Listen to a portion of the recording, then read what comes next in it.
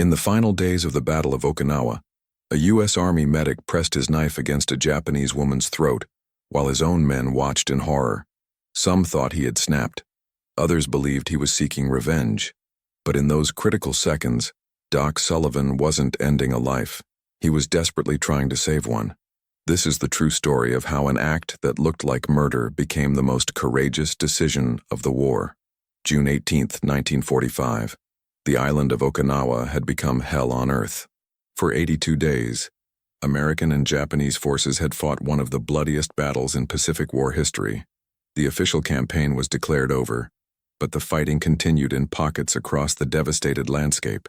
Corporal James Sullivan had seen more death in 3 months than most men witness in a lifetime. Doc Sullivan wasn't a fighter by nature. Before the war, he had worked as a surgeon's assistant at Pennsylvania Hospital in Philadelphia. He had steady hands, a calm demeanor, and a gift for keeping patients alive when the odds were stacked against them. When Pearl Harbor was attacked on December 7, 1941, Sullivan was 25 years old and engaged to be married. 3 weeks later, he enlisted in the Army Medical Corps. His fiancée begged him to wait for the draft, but Sullivan couldn't shake the images of burning ships and dying sailors. He felt called to serve. By June 1945, Doc Sullivan was no longer the idealistic young man who had boarded a transport ship in San Francisco. He had landed on Okinawa's beaches on April 1st as part of the 96th Infantry Division. The campaign that military planners predicted would last a few weeks had stretched into nearly 3 months of savage combat. Sullivan had treated hundreds of wounded soldiers, working in aid stations just yards behind the front lines.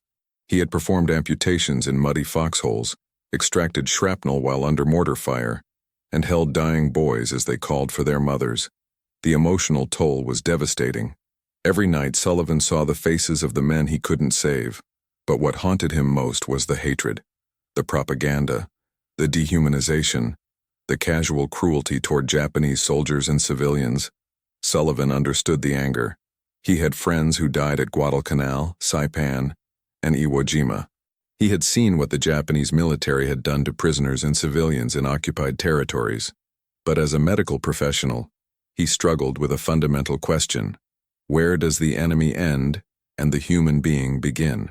On the morning of June 18th, Sullivan's unit, part of the 382nd Infantry Regiment, was conducting mop-up operations in the hills north of Itaman. These operations were dangerous and unpredictable.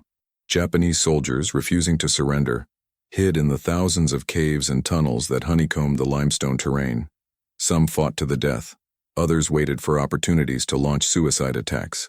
Civilians, terrified by Japanese propaganda that Americans would torture and murder them, often hid alongside soldiers or took their own lives rather than face capture. Sergeant Mike Dalton led Sullivan's squad that morning. Dalton was a hard man, forged by 3 years of Pacific combat. He had enlisted after his younger brother was killed at Pearl Harbor, and he carried that rage with him through every battle. Dalton had no sympathy for the enemy. To him, every Japanese person on Okinawa was a potential threat. He had seen too many booby traps, too many civilians with grenades, too many surrenders that turned into ambushes. Trust got you killed. The squad included 8 other soldiers, among them Private David Liu, a 19-year-old Chinese-American from San Francisco, who served as the unit's interpreter. Liu was one of thousands of Chinese Americans who volunteered to fight against Japan, motivated by the atrocities committed in China. Despite his youth, Liu had proven himself in combat.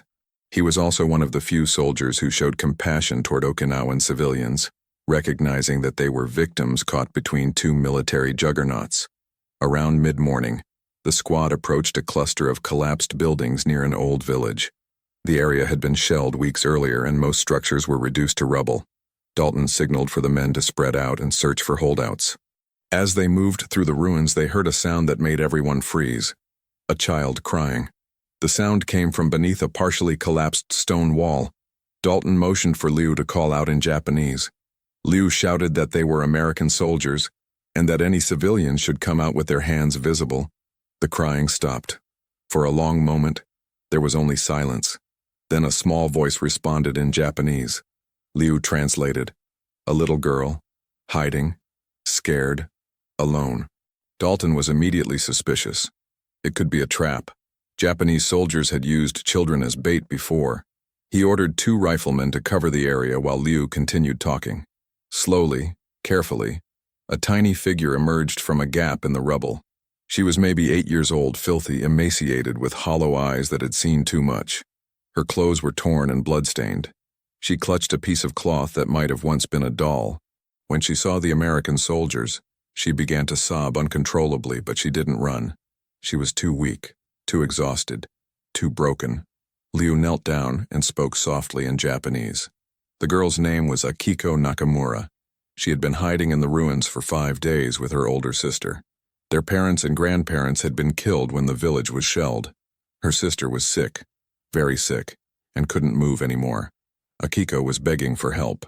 Dalton's first instinct was to call for the Civilian Affairs Unit and move on.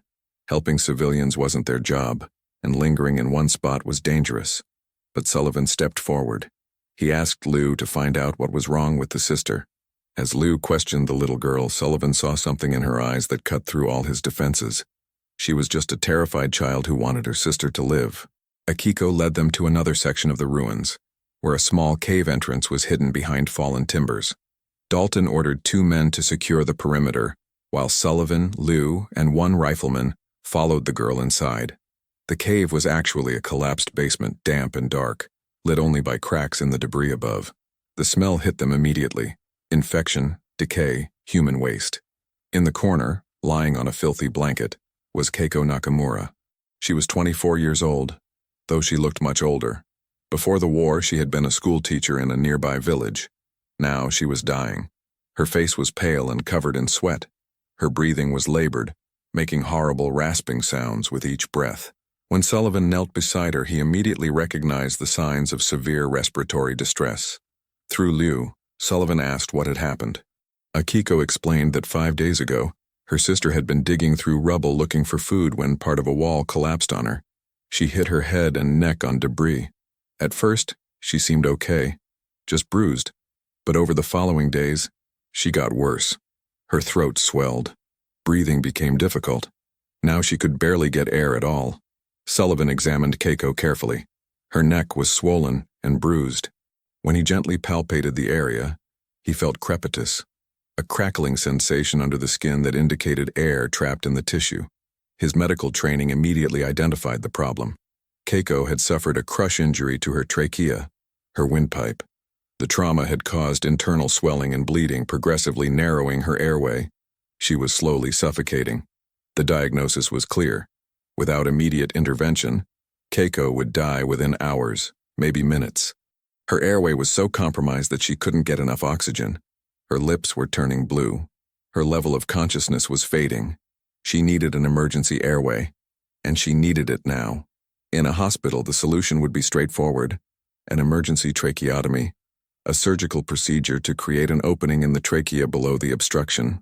Sullivan had assisted with dozens of these procedures. But here, in a dark cave on a battlefield with no proper equipment, no anesthesia, no surgical tools, the situation was nearly impossible. Sullivan turned to Dalton and explained the situation. Keiko was dying. She needed emergency surgery. Without it, she would suffocate. Dalton's response was immediate and harsh. Not our problem.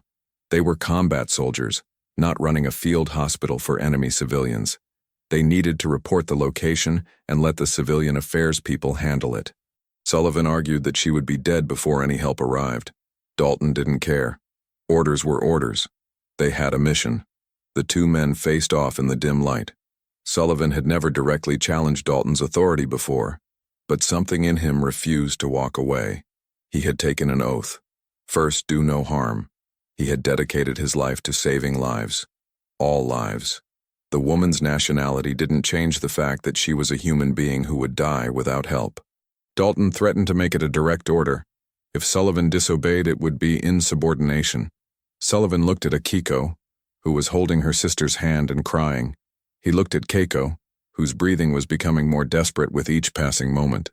Then he looked Dalton in the eye and said, "Court-martial me if you want, but I'm not letting her die." The tension was broken by Liu, who quietly supported Sullivan's position. Liu pointed out that if they just left and she died, and word got out, it would be bad for everyone. The army was trying to win hearts and minds among Okinawan civilians.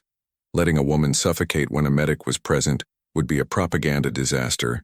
It was a practical argument that appealed to Dalton's sense of military pragmatism. Dalton finally relented with a curse, but he made it clear. Sullivan had 30 minutes. If he couldn't save her by then, they were leaving. And if anything went wrong, if this turned out to be some kind of trap, Sullivan would answer for it. Sullivan went to work. He had Liu explain to Akiko what he was going to do and why it might look frightening. He needed to create an emergency airway in her sister's throat using his combat knife. The little girl didn't fully understand, but she nodded. She trusted him, or perhaps she simply had no other choice. The procedure Sullivan needed to perform was called a cricothyrotomy.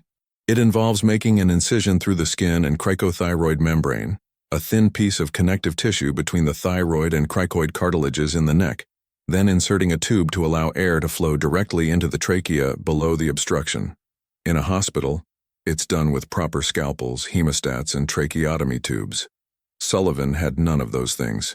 He laid out what he did have: his combat knife, recently sharpened, a small flashlight, his canteen of water, some gauze and sulfa powder from his medical kit, and the barrel of a ballpoint pen he carried for writing casualty tags. It would have to be enough. Sullivan knew the anatomy by heart. He could locate the cricothyroid membrane by palpation, even with the swelling. The incision needed to be horizontal, about 1 inch long, directly over the membrane. He would need to work quickly but carefully. Too shallow, and he wouldn't reach the airway. Too deep, and he could sever blood vessels or damage the trachea itself. The biggest problem was that he had no anesthesia.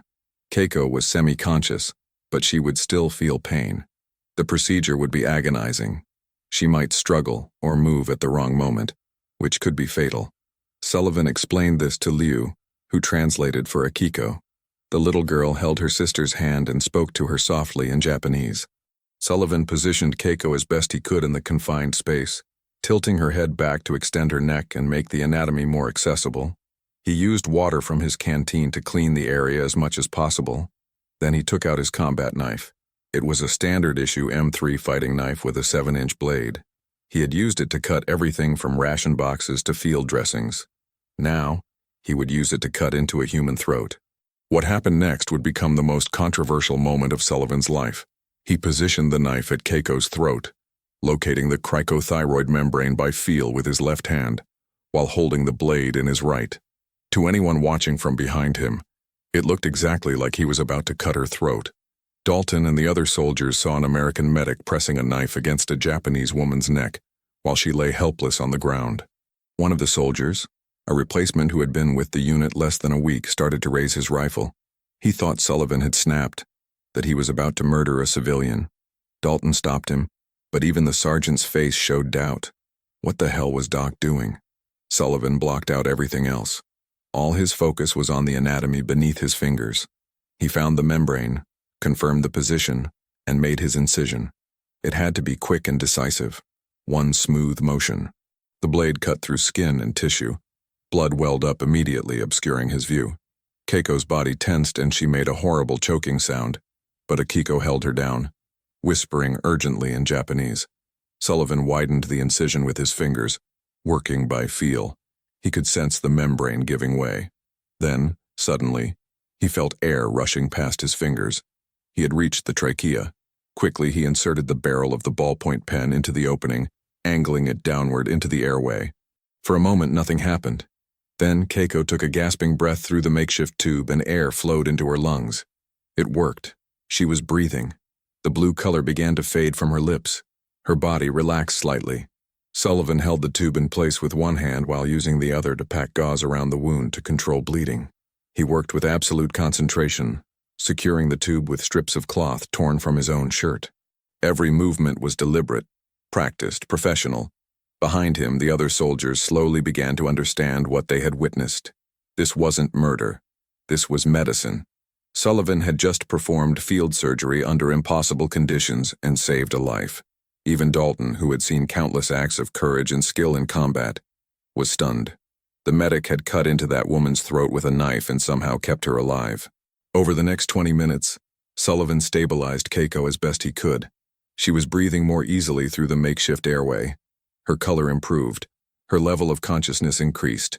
She opened her eyes and looked at Sullivan with an expression he would never forget: confusion, fear, and dawning realization that she was still alive. Through Liu, Sullivan explained what he had done. He had created an emergency airway because her throat was too swollen to breathe normally. The tube would need to stay in place until the swelling went down or until she could be transported to a field hospital where proper treatment was available. She would survive, but she needed more care than he could provide here.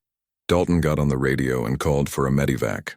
When the battalion aid station responded, Dalton explained the situation in his typically blunt manner. They had 2 civilian females, one critical with an emergency field airway, requesting immediate evacuation. The response came back quickly. A litter team would be dispatched to their position within the hour. While they waited, something remarkable happened. Akiko, the 8-year-old girl who had been too terrified to speak to American soldiers an hour earlier, took Sullivan's hand. She didn't say anything. She didn't need to. The gesture said everything. In that moment, in a ruined basement on a devastated island, the war became secondary to simple human compassion. Liu tried to make Keiko more comfortable while Sullivan monitored her breathing and vital signs. She was stable, which was as much as he could hope for given the circumstances. The makeshift tube was holding. The bleeding had mostly stopped. She would make it. Dalton pulled Sullivan aside. The sergeant was not a sentimental man, but even he was affected by what he had witnessed.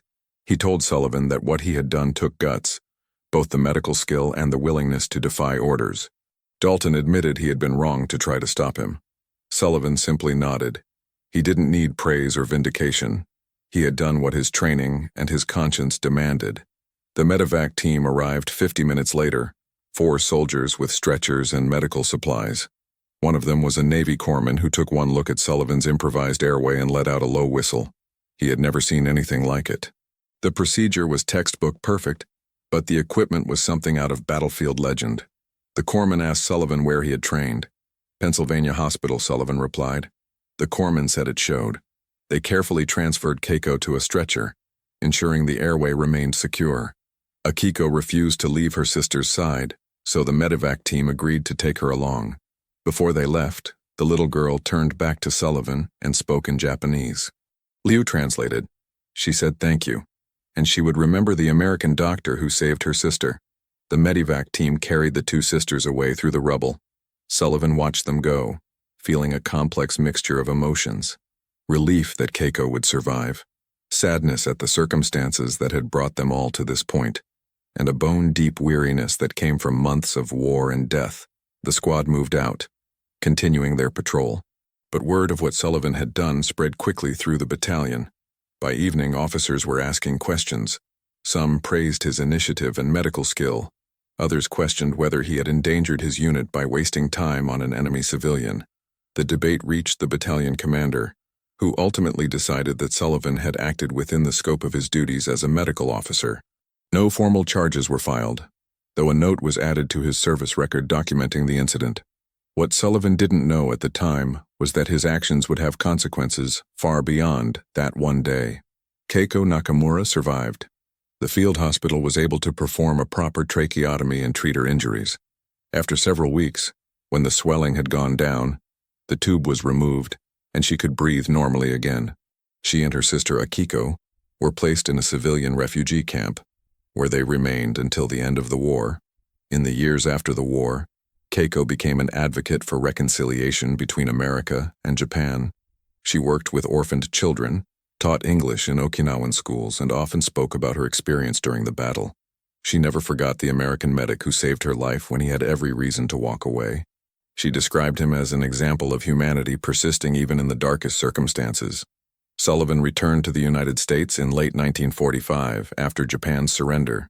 He was awarded the Bronze Star for valor, though the citation made no specific mention of the incident with Keiko Nakamura. He resumed his medical career, eventually becoming a surgeon himself. He married, had children, and rarely spoke about his war experiences. When pressed, he would only say that he had done his job the best he could under difficult circumstances. In 1965, 20 years after the battle, Sullivan received an unexpected letter.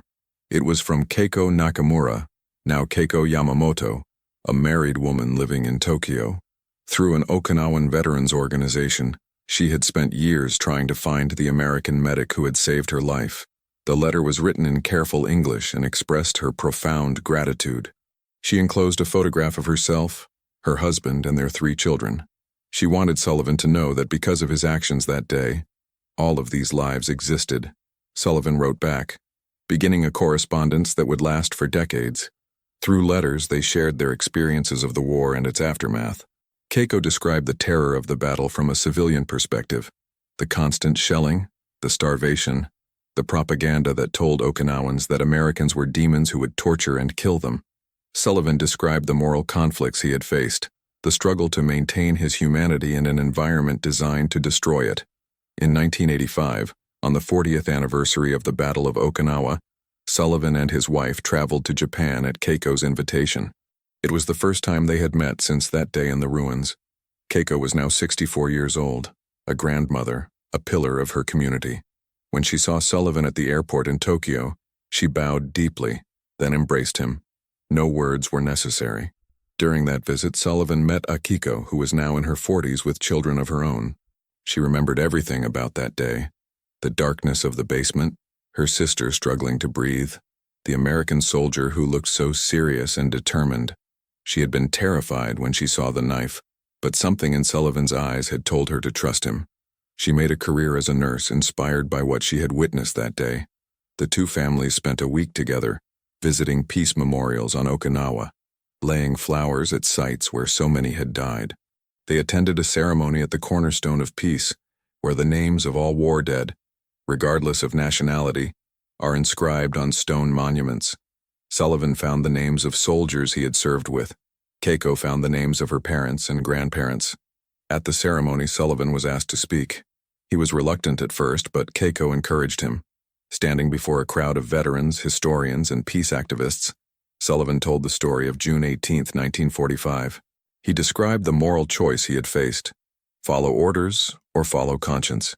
He talked about seeing Keiko as a human being first, not as an enemy. He spoke about Akiko's trust and how it had affected him.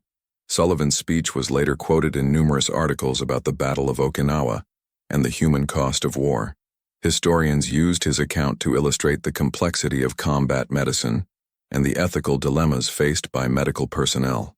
The story became a teaching case in military medical schools, used to discuss the principles of battlefield triage and the doctor's obligation to treat all patients regardless of nationality.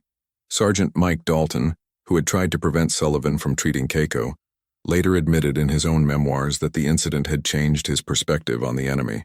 Seeing Sullivan save a Japanese woman's life had forced Dalton to confront his own hatred and recognize the humanity of people he had been trained to see as less than human. It didn't erase the trauma of war or the loss of his brother, but it complicated the simple narrative of good versus evil that had sustained him through years of combat. Private David Liu, the interpreter, went on to become a professor of Asian history. He often lectured about the Pacific War and the experiences of Asian Americans in the military. He used Sullivan's actions that day as an example of moral courage, the willingness to do the right thing even when it contradicts orders, expectations, and the prevailing attitudes of the time. The medical aspects of Sullivan's emergency procedure became legendary in military medical circles. The improvised cricothyrotomy with a combat knife and pen barrel was analyzed in medical journals. Doctors debated the ethics and practicality of such extreme field medicine. Some argued that attempting the procedure under those conditions was reckless. Others maintained that in the absence of alternatives, creative use of available resources was not just acceptable but exemplary. What made Sullivan's action particularly remarkable was the context. By June 1945, the Pacific War had reached a level of savagery that shocked even hardened veterans. The fighting on Okinawa had been especially brutal, with high casualties on both sides and devastating losses among civilians. Tens of thousands of Okinawan civilians died during the battle, caught between 2 military forces. Many were killed by Japanese forces who saw them as potential collaborators or forced them into suicide attacks. Others died from American artillery and aerial bombardment. The breakdown of social order, combined with famine and disease, created a humanitarian catastrophe. In this environment, showing compassion toward the enemy was controversial. sometimes dangerous. There were documented cases of American soldiers being disciplined or court-martialed for helping Japanese civilians. The official policy was that civilians should be directed to refugee camps, but treating enemy wounded was sometimes seen as a waste of resources that should be devoted to American casualties. Sullivan's decision to perform emergency surgery on a Japanese woman, using time and supplies that could have been reserved for his own men, went against the prevailing military culture. Yet Sullivan's actions also reflected a tradition within military medicine that transcends nationality and conflict. The medical profession has long held that the duty to treat the sick and wounded applies universally, regardless of the patient's identity. This principle is enshrined in the Geneva Conventions, which require that medical personnel treat all wounded without discrimination. Sullivan's decision to operate on Keiko was consistent with these professional ethics, even if it conflicted with military expediency. The story of Doc Sullivan and Keiko Nakamura raises profound questions about morality in wartime. When does the enemy stop being an enemy and become simply another human being in need? How do we maintain our humanity in circumstances designed to destroy it? What obligations do we have toward people our society has defined as less worthy of care? These are not abstract philosophical questions. In war, they become matters of life and death, decided in seconds by individuals under impossible pressure. Sullivan himself struggled with these questions for the rest of his life. In later interviews, he admitted that his decision to help Keiko was not purely altruistic. Part of him was trying to prove something to himself, to demonstrate that he hadn't been completely corrupted by months of violence and death. By saving one life, he was reclaiming a part of his identity that war had threatened to destroy. In that sense, helping Keiko may have saved Sullivan as much as it saved her. The knife that Sullivan used to perform the emergency cricothyrotomy remained in his possession for the rest of his life. He never sharpened it again, never used it for any other purpose.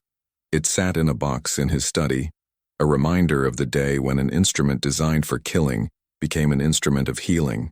When Sullivan died in 1998 at the age of 81, he left instructions that the knife should be donated to the National Museum of American History.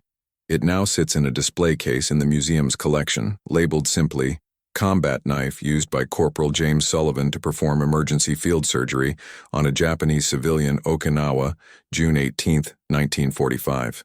Keiko Nakamura Yamamoto outlived Sullivan by 7 years. She died in 2005 at the age of 84, surrounded by children, grandchildren, and great-grandchildren. At her funeral, her family displayed 2 photographs. One was a formal portrait from her days as a schoolteacher before the war, showing a young woman with a bright smile and hopeful eyes.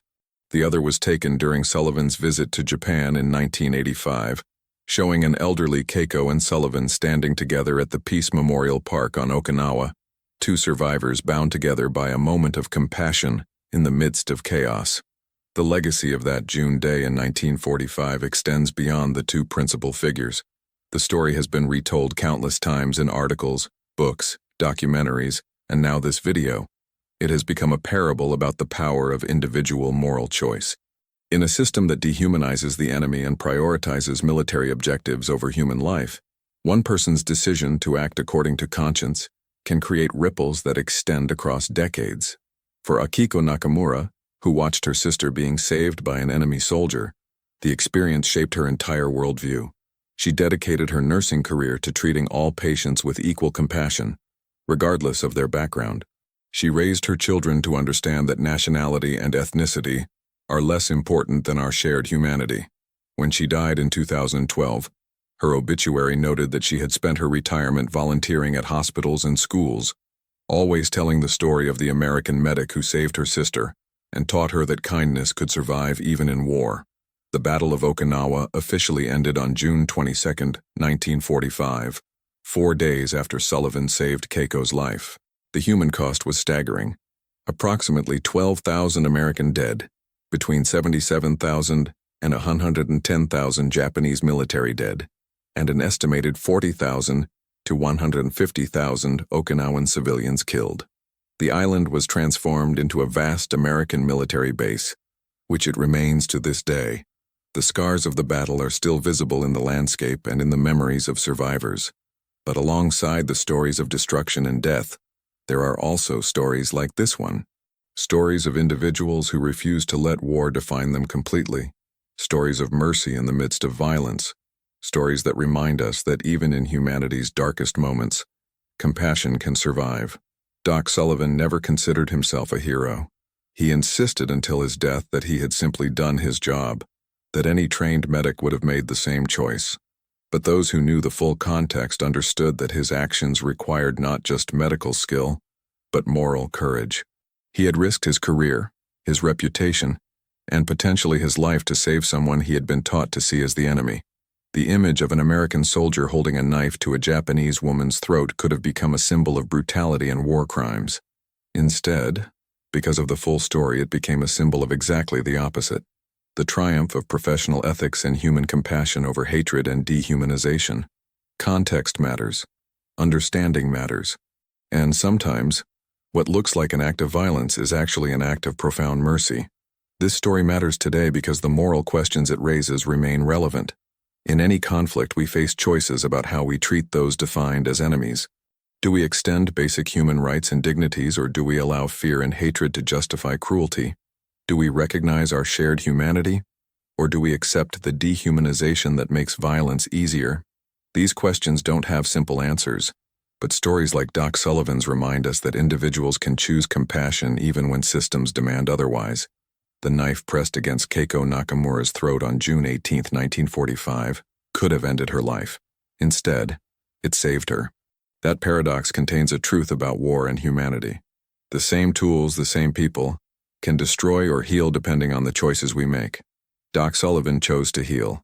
In doing so, he not only saved one woman's life, but also preserved his own humanity and left a legacy that continues to inspire medical professionals and moral philosophers more than 75 years later. If you found this story meaningful, please subscribe to our channel for more untold stories from history.